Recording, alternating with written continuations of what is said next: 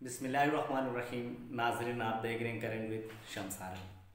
आज काफ़ी दिनों के वक्त के बाद फिर से आप लोगों की खिदमत में हाजिर हूँ और आज मैं जिस मौजू पे बात करूँगा वो S being a citizen of Pakistan हम सब के लिए बहुत ही अहम है। हमें इस चीज़ को विदाउट एनी पॉलिटिकल एफिलिएशंस और विदाउट एनी ग्रुप सबसे बलातर होकर देखना है कि हम as only on simple as being a citizen of Pakistan हम कंट्री के लिए कहाँ पे स्टे करते हैं। रिसेंटली कोरोना वायरस के पेंडेमिक, उसके बाद मुल्क की इकनॉमी पे उसके क्या असरात हुए हैं, कितने लोग बेरोज़गार हुए हैं, हमारी इकनॉमी किस हद तक गिर गई है, even not in Pakistan overall पूरी दुनिया में इसके क्या असरात हुए हैं, वो सब हम सब के सामने हैं। और उसके बाद फिर देखते हैं कि हमारे मुल्क में एक और पेंडेमिक, ये आप कह लें कि जिसमें पॉलिटिकल मूवमेंट्स की वजह से जो कुछ इश्यूज़ अभी रिसेंटली सामने आए हैं, जो भी किसी पेंडेमिक से कम नहीं है। रिसेंटली कुछ डेवलपमेंट्स इस तरह हुई हैं कि इस मुल्क में जो काफ़ी पिछले साल से पॉलिटिकली जो पार्टीज़ थे जो कि बरसर इक़्तिदार रहे हैं, अब उन्होंने सब ने मिल के एक ग्रुप बनाए हैं पीडीएम के नाम से। और उस ग्रुप के जो जल्द से जुलूसें होते रही हैं उसमें तमाम ग्रुप्स जो पॉलिटिकल पार्टीज़ थे वो सब कुछ उसमें शामिल हैं, सिवाय गवर्नमेंट के और जो गवर्नमेंट के हामी हैं उनके। हाँ, अलबत्ता इसमें जमात इस्लामी ऐसा है जिसने ख़ुद को थोड़े से ना गवर्नमेंट के साथ ले आया ना अपोजिशन के उस ग्रुप के साथ, थोड़ा एक साइड पे खेल रहा है। ठीक है, हमारे मुल्क में सियासत करनी चाहिए, सियासत सब करने का सबको हक़ है, लेकिन हमें एक चीज़ सोचना चाहिए कि हम लोग अपनी सियासत के लिए, अपनी कुर्सी बचाने के लिए हम लोग किस तरफ जा रहे हैं। क्या पाकिस्तान का मतलब, क्या इस मुल्क की सिक्योरिटी और इस मुल्क में सियासत और इस मुल्क में जमहूरियत का मतलब सिर्फ यही है कि अगर मैं कुर्सी पे हूँ तो सब कुछ ठीक है, इसमें जमहूरियत भी है, इसमें कोई और इश्यूज़ भी नहीं है, मुल्क स्ट्रॉन्ग भी है, इकनॉमी भी स्ट्रॉन्ग है, लोग भी खुश हैं, खुशहाल हैं, मुल्क की तमाम चीज़ें सब कुछ परेशानियाँ दूर हैं।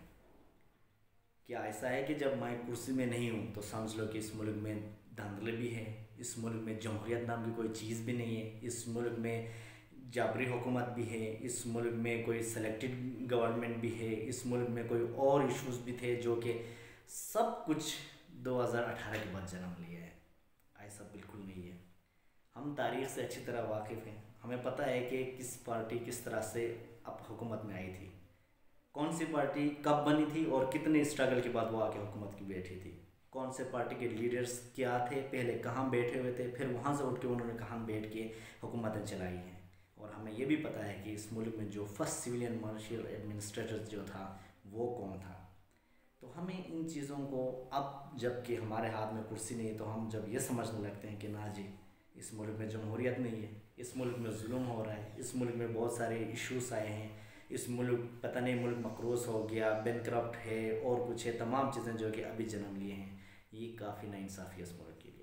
ठीक है, ये आपके पॉलिटिकल एफिलिएशन से अपने सियासत करें, सियासत करने का सबको हक़ है, लेकिन इन सब के बाद एक चीज़ जो है हमारे मुल्क में सिक्योरिटी इदारे, सिक्योरिटी फोर्सेस को जो घसीटा जा रहा है अपनी सियासत के लिए, जिस तरह अपनी सियासत के लिए इस मुल्क के लिए जो कॉन्फिडेंशियल इंफॉर्मेशंस को ये लोग लीक करके करना शुरू कर दी हैं, जिस तरह डॉन लीक्स हुई है, उसके बाद रिसेंटली जो बातें अपोजिशन की तरफ से स्पेशली पीएमएलएन के लीडर्स जिस तरफ लेके जा रहे हैं, ये बहुत ही एक गलत मैसेज दिया जा रहा है। अब रिसेंटली नवाज शरीफ लंदन में बैठ के पीडीएम से के जलसे से बातें जिस तरह उन्होंने की है, डायरेक्टली हमारे सिक्योरिटी फोर्सेस को उन्होंने जो है ना मेल इन करने की कोशिश की है। इसके बाद उन्होंने प्रेस कॉन्फ्रेंस में कहा कि हमें कोई टोमाहॉक कोई मिसाइल मिल गया बलूचिस्तान में, हमने उसको उठा के ले आए गोद में, बोल दिया कि भाई इसकी नकलें बना दें अमेरिका की, तो उन्होंने जो है ना वो हमने बना दी हैं। अच्छा जी, ये आपने कर दिए हैं, पता नहीं क्या क्या बातें उन्होंने कर दिए हैं। चले वो भी हो गया, वो तो एक बागी होकर निकला था, जिस तरह अल्ताफ़ हुसैन निकला था वो भी उसी रास्ते में अब चल पड़ा है, वो तो उधर ही हो गया। ठीक है जी। इसके बाद रिसेंटली अयाज सादिर की जो बयान था नेशनल असम्बली में, वो बहुत ही ज़्यादा being a citizen of Pakistan without any political affiliation बहुत ही ज़्यादा तकलीफ दे है सबके लिए, हम सब के लिए। हम इस हिस्ट्री से सब वाकिफ़ हैं कि कश्मीर की क्या हिस्ट्री है, इस पर मैंने एक बार पहले वीडियो भी बना चुका हूँ कि कश्मीर को जो आज़ाद कश्मीर है उसके लिए स्ट्रगल करने के लिए किन लोगों ने कुर्बानियाँ दी हैं। इसमें सबसे ज़्यादा हमारे ट्राइबल एरियाज़ के साथ साथ हमारे नॉर्दर्न एरियाज़ के लोग, गिलगित और चित्राल के लोग सबसे ज़्यादा उसमें कुर्बानियाँ दिए हैं और सबसे ज़्यादा स्ट्रगल उनकी रही है जो कि अभी भी मौजूद हैं, उनको तारीख़ का अच्छी तरह से पता है। अब 27 फरवरी को क्या हुआ ये तो हम सब जानते हैं। उससे पहले बालाकोट में इंडिया की एयरफोर्स ने अपने पेलोड्स गिरा के भाग गए हैं। वो भी कुछ दरख्त हमारे ज़ख्मी करके निकल पड़े उधर से। अच्छा जी, ऑलरेडी उनकी शर्मिंदगी हुई है। हमारे उस वक्त के DGISPR major general Asif Ghafoor साहब ने उनको कहा है कि वी विल सरप्राइज़ यू, और उन्होंने उसी तरह कहते हुए जैसे उनका हमला हुआ था उसके बाद तो हम काफ़ी हमारा सर शर्म से झुक गया था।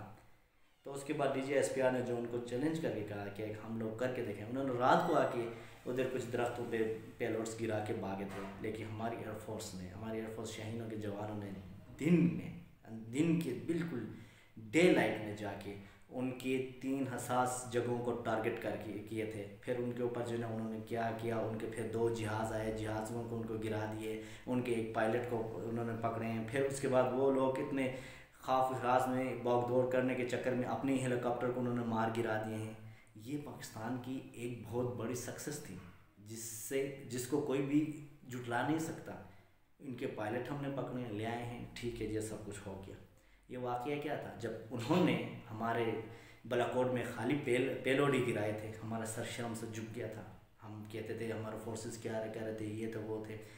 दिन का टाइम था, हम लोग यूनिवर्सिटी से निकल रहे थे कि अचानक से एक दोस्त ने ख़बर दे दिए कि ये हुआ कि पाकिस्तान ने इंडियन के जो है ना पायलट को पकड़ा है, इंडियन जहाज़ को मार गिरा है। तो यकीन माने पूरी यूनिवर्सिटी में एकदम से इस तरह खुशी की लहर दौड़ गई। सारे लोग, क्योंकि हमारे जज्बात हैं मुल्क के लिए, हमारे जज्बात हैं अपने फोर्सेस के लिए, हमारे जज्बात हैं अपनी कंट्री के लिए, और हमारे जज्बात हैं अपने जो लोग हैं उनकी इज़्ज़त के लिए। पूरी यूनिवर्सिटी में सब नारे लगा दिए, पाकिस्तान जिंदाबाद, पाक एयरफोर्स जिंदाबाद। और जो खुशी हमने लोगों की आंखों में देखी है वो फिर से कभी देखने को नहीं मिलता है। ये था एक जज्बा अपने मुल्क के लिए, ये था एक जज्बा अपने फ़ौज के साथ खड़े होने के लिए। ये सब कुछ हमारी आंखों के सामने हो गया। फिर ठीक है जी, हमने उनके पायलट को पकड़ के ले आए, वगैरह कर दिए हैं। तो उसके बाद बात हुई कि उनकी वापसी के लिए, ठीक है, हम पाकिस्तान कोई एक इस तरह नहीं कि हम देखो इंटरनेशनल लॉ है, जेनेवा कन्वेंशन, जिसमें आप अपनी मनमानी नहीं कर सकते, ठीक है। उनके उसको पकड़ के ले भी आए हैं। हमने कहा ये एक गुड गेस्चर देने के लिए हमने कहा कि ठीक है, एक कदम आप बढ़े, हम 2 कदम बढ़ाएंगे। हम चाहते हैं कि अमन हो इस खित्ते में, हम चाहते हैं कि खित्ते में अमन होगा तो इंडिया पाकिस्तान दोनों तरक्की करेंगे, गुर्बत ख़त्म होगी। लेकिन हमने सब कुछ करने को लिए, हमारे गवर्नमेंट ने उनको जिस हद तक हो सकता था हाथ बढ़ा दिए, जाके यहाँ तक कि उनके पायलट को भी उनके हवाले कर दिए हैं। अब इस बात को इस तरह कहना कि हमने डर के हवाले कर दिए हैं, अगर इतने डर था तो हम लोग दिन दिहाड़े नहीं जाते। अगर इतना डर था हम लोग उनको चैलेंज नहीं करते। हाँ, अलबत्ता डर किसको था ये तो सबको पता है कि किन किन लोगों को ख़ौफ था कि इंडिया की शिकस्त किन की शिकस्त है। ये सब चीज़ें हमारे सामने जब हुई हैं, पूरी आवाम ने देख लिए, पूरी दुनिया ने देख लिए। इंडिया की बेइज्जती पूरी दुनिया में हुई है, इंडिया एयरफोर्स की पूरी दुनिया में बेइज्जती हुई है। उनके एयरफोर्स के जो जितने थे वो सब कुछ किस तरह से सर झुका के बैठे होते। इन सब के बावजूद हमने उनका बंदा पकड़ा है, उनका बंदा हमारे हाथ आया है, वो मारा भी गया है, लोगों ने उसको पीटे भी हैं इधर पाकिस्तान में। जब उसको हवाले करते हैं वो लोग अपने उसी अभिनंदन को वो लोग एक हीरो बना के पेश करते हैं। वो क्योंकि वो अपने फोर्सेस का मोराल लो करना नहीं चाहते थे, वो इनको इनकरेज करना चाहते थे। ऐसे मौके पे वो अपने फोर्सेस को जो है ना बुरा भला कह के इस तरह करना कर सकते थे वो भी, लेकिन वो नहीं करते। और हम लोग क्या करते हैं, हमारे फोर्सेस इतनी कुर्बानियाँ दी है दहशतगर्दी के ख़िलाफ़, जानें कुर्बान करके, इतनी सब कुछ होने के बावजूद, हमने इतनी बड़ी कामयाबी हासिल करने के बावजूद भी आज हम लोग सिर्फ अपनी सियासत के लिए अपने फ़ौज को बीच में घसीट रहे हैं। ये तो PMLN जिस रास्ते से ले जा रही है ये बहुत ही नाजुक सूरत हाल है। अब ये क्या मैसेज दे रहे हैं? मेरी नज़र में जो लोग मैसेज दे रहे हैं वो सिंपल यही है कि हमारी जो सिक्योरिटी फोर्सेस है, बीइंग ए न्यूक्लियर स्टेट होना और आर्म स्टेट होने में बहुत ज़्यादा फ़र्क है। हम लोग अफ़गानिस्तान की, नेपाल की, बांग्लादेश की, श्रीलंका की वगैरह की मिसाल हम नहीं दे सकते। हम लोग एक न्यूक्लियर स्टेट हैं। एक न्यूक्लियर स्टेट क्या चीज़ है इसे हमें समझना चाहिए कि आर्म सिक्योरिटी कोई लेक्स और न्यूक्लियर स्टेट की सिक्योरिटी लीक्स होने में बहुत ज़्यादा ज़मीन और आसमान का फ़र्क है। आपकी सिक्योरिटी लीकेज का मतलब है कि आप महफूज नहीं है, आपके लिए बहुत सारे ख़तरात हो सकते हैं जिसमें दुनिया में आपकी बेइज्जती होती है। अब ये PMLN वाले ये मैसेज देना चाहते हैं, ये बताना चाहते हैं कि हम सिविलियंस ऐसे लोग हैं कि हम कुर्सी पे ठहरे हैं तो हम लोग बहुत ठीक सब कुछ हम आपके साथ चलते हैं। जैसे हम कुर्सी से गिरेंगे, जो कुछ होगा हम लोग जो है ना निकाल के उसको बांट देंगे। तो इसको एक मैसेज जा रहा है कि सिविलियंस के साथ कोई भी नेशनल मैटर्स, कोई भी नेशनल इश्यूज़, कोई भी कॉन्फिडेंशियल इंफॉर्मेशन शेयर ही नहीं होनी चाहिए। लगता है यही है कि मैं भी कहता हूँ कि आर्मी को चाहिए कि इसके बाद एक सोचें कि क्या ऐसे सिविलियंस को जो कि कुछ कॉन्फिडेंशियल मीटिंग्स को बाहर आके डिस्कस करते हैं, जो नेशनल कॉन्फिडेंशियल इंफॉर्मेशंस होती हैं उनको लीक करते हैं, क्या ऐसे सिविलियंस पे ट्रस्ट करना जायज़ बनता है अभी? क्या ऐसे सिविलियंस पे ट्रस्ट किया जा सकता है? क्या ऐसे सिविलियंस के ऊपर आप स्पेशली न्यूक्लियर स्टेट होके ट्रस्ट कर सकते हो जब ये हालातें हुई हैं? बिल्कुल नहीं, कोई भी नहीं कर सकता। ये तो शुक्र करें कि हमारे यहाँ पे हालात ठीक हैं। ये इसके बजाय कोई अमेरिका में कोई इस तरह करके दिखा दें। अमेरिका की बोलते हैं ना बहुत चीज़ें, पेंटागन और CIA अगर कोई चीज़ ना चाहे, जितनी मर्जी चाहे, वो उनकी सिविलियन गवर्नमेंट कुछ भी नहीं कर सकती। क्योंकि न्यूक्लियर स्टेट जितने भी न्यूक्लियर स्टेट्स हैं, उनकी पॉलिसीज़ बनाना, उनको चलाना ही सिक्योरिटी फोर्सेस ने मिल के करनी होती है सिविलियंस के साथ। क्या करते हैं सिविलियंस को क्या पता पॉलिटिकल स्ट्रेटजीज कैसे बनाते हैं? वो 1-5 साल के लिए आते हैं, वो भी कोई भी आके उठ के बैठ जाता है। अब नवाज शरीफ को क्या पता क्या चीज़ है पॉलिटिकल स्ट्रक्चर, क्या हमारे स्ट्रेटजिकल स्ट्रक्चर क्या है, इधर स्ट्रेटजिकल कल्चर हमारे क्या है, हमने रीजन के लिए क्या पॉलिसीज़ बनानी है, और नेबरिंग के साथ हमने क्या क्या चीज़ें करनी है, उसे तो किसी चीज़ का पता ही नहीं। वो क्या बनाएंगे पॉलिसी? अब वो ये कहेंगे नहीं जी हमने आम भी बेचने, वो जब चाहे मोदी उधर से आए, इधर आके चाय पी के, जैसे कोई डब्बा है हमारे मुल्क आके बैठ गया चाय पी के, इस तरह में उठ के चला गया, या कोई जनदाल साहब आ जाए, उसके पास कोई वीज़ा हो ना, इधर आए आपके रावलपिंडी, वहाँ से वो मरी में जाके आपके साथ मीटिंग करके आराम से चला जाए एक बिजनेसमैन। अगर ये सब कुछ आपने करना ही है, अगर ये इस मुल्क की सियासत है, अगर इस मुल्क की सियासतदान ये सब कुछ करने को ही सियासत कहते हैं कि हम कुर्सी सब कुछ है वहाँ से नहीं लेंगे, सब कुछ हम लोग बांटेंगे, तो I am very really sorry to say कि हम लोग ऐसी जमहूरियत के हकदार नहीं हैं। हम चाहते हैं जमहूरियत हो, लेकिन ऐसी हो कि जो लोगों के दिल में मुल्क के लिए एक किस्म का हमदर्दी हो, कुर्सी के लिए ना हो। हम लोग कुर्सी के लिए सिर्फ सियासत करते हैं। अब ये सारी जमातें इकट्ठी हो गई हैं, जलसे जुलूस में कहा जाता है कि जी उर्दू ज़ुबान को भी बुरा भला कहा गया। इसके बाद कहते हैं कि जी अब बॉर्डर्स पे, अपने अफगानिस्तान के साथ बॉर्डर्स पे जो बाढ़ लगा दें हम उनको निकाल के फेंक देंगे। अच्छा जी, वहाँ से आके ताकि वो लोग दहशतगर्दी करें, ताकि वो लोग आएँ, आप लोग उनको पनाह दें। कोई भी आदमी किसी भी जगह जाके हमला या सुसाइड अटैक कुछ भी नहीं कर सकता जब तक वहाँ के लोकल्स उसके साथ ना हो। अब जब तक लोकल्स बीच में गद्दार नहीं होते हैं, कोई भी आदमी कहीं जाके एक किसी का मुर्गी नहीं मार सकता। अब ये क्या बात है कि वहाँ से आते हैं वो लोग, अटैक करते हैं, रहते हैं, वारा करते हैं, कौन सपोर्ट करता है उनको? कौन पनाह देता है उनको? कौन उनको रास्ते बता रहे हैं? कोई तो हैं जो ये लोग चाहते हैं कि नहीं जी ये बंद होने से जो है ना इनका कोई मसला ख़राब हो जाएगा, इनकी ये रह जाए और हम पासपोर्ट लेके जाएंगे। नहीं जी, अफ़गानिस्तान के साथ हमारे ताल्लुकात कभी भी अच्छे नहीं रहे। वो वजह ये है कि अफ़गानिस्तान ने कभी चाहा ही नहीं कि वो हमारे साथ ताल्लुकात अच्छे बनाए। हमारी पूरी हिस्ट्री है कि अफ़गानिस्तान ने कभी भी पाकिस्तान को जो है एक अच्छे मुस्बत रिस्पॉन्स नहीं दिया है, चाहे वो आफ्टर इंडिपेंडेंस हो या उसके बाद हो। लेकिन अभी हमारे मुल्क के लोग ऐसी बात नहीं करना, ये हमारे सिक्योरिटी फोर्सेस को मेलाइन करना सिर्फ़ और सिर्फ दूसरे मुल्कों को खुश करने के लिए, ये बहुत ही निहायत ही तकलीफ़देह और अफसोसनाक बात है। और मैं चाहूँगा कि इस पर जितने भी लोग हैं वो सारे सोच विचार करें, पॉलिटिकल एफिलिएशन से उभाव होके इस मुल्क का भी सोचें। ये नहीं आप लोग यहाँ माल बनाते हैं, माल कमाते हैं, सब कुछ करते हैं, करप्शन वगैरह सब कुछ करके निकल के जी यहाँ से फूट गए हैं। जैसे कोई हम लोग यहाँ किराएदार रहते हैं, पाकिस्तान किसी का, ऐसा लगता है कि पाकिस्तान किसी का मुल्क ही नहीं है, हम लोग इधर किराएदार हैं, इधर माल शाल बनाना है, कमा के यहाँ से उठा के ले जाना, बाहर जाके हमने ज़िंदगी गुजारनी है, बाकी जो हो जाए ये लोग जाने और यहाँ जो रहते हैं वो जाने। तो ये चीज़ें बहुत ही ज़्यादा तकलीफ़देह हैं। और स्पेशली मुझे इस चीज़ का बहुत ही ज़्यादा being a student of history, आयार और दूसरी मास कम्युनिकेशन जितने भी हैं, मैंने जितने भी स्टडी किए हैं, मैंने कभी भी किसी मुल्क में ऐसे हालात को मैंने जो है ना सपोर्ट लोगों को नहीं देखा है। यहाँ पे ये जो एक ग्रुप बना है जो कि एंटी स्टेट चल रहा है, गद्दार कहते हैं, गद्दार नहीं कहना चाहिए भाई, तो इनको गद्दार नहीं कहते तो इनको तमगा ही कुछ दे दें ऐसी बातें करने वालों को।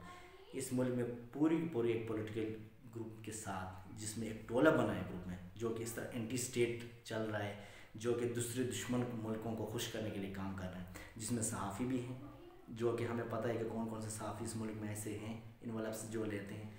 और उसके बाद जिसमें सियासतदान भी हैं, जिसमें आपके जजेस भी हैं, जिसमें आपके सबसे ज़्यादा NGOs ग्रुप्स के लोग भी हैं, और इसके अलावा सबसे बढ़कर वही लोग हैं जो यहाँ से बाहर बैठ के जो ख़ुद को सहाफ़ी कहते हैं और उस मुल्क के ख़िलाफ़ जो है ना मुख्तलिफ़ बातें करते हैं। अगर इतना ये सब कुछ है तो पाकिस्तान में आए, यहाँ बैठ के फिर बातें करें।